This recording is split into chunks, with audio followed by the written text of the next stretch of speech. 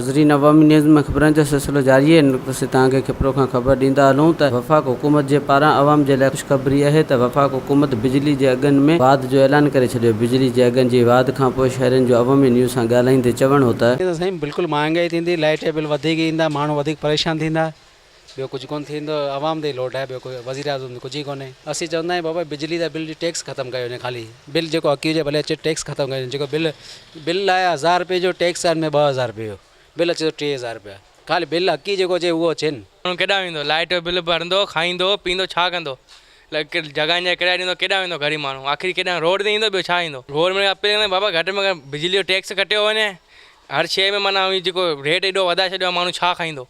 दाल 160 रुपये किलो जॾहिं 110 रुपये, साल खां पोइ अटो असीं वठूं ई न घर में, ॿियो छा करूँ ॿुधायो भला।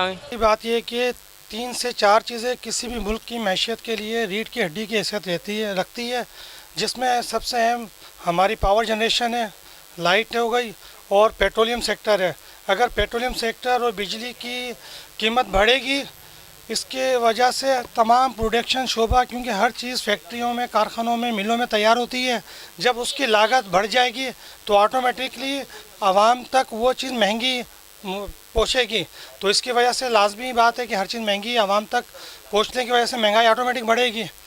तो मेन चीज़ है कि सबसे अहम काम है कि हम अपनी बिजली की जो कीमतें बढ़ रही है उसको मेंटेन करके रखें, ना कि उसको इंक्रीज़ करें।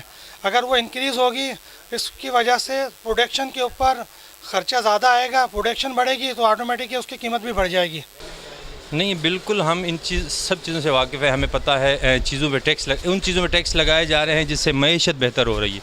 मईशत गिरने की वजह यह है कि हमें IMF इंटरनेशनल लेवल पे जो साजिश है पाकिस्तान के लिए, उसको ख़त्म करने के लिए हम ख़ुद पे तकलीफ़ उठाएंगे, ज़रूरी हमें टैक्स हम पे ही लगेंगे।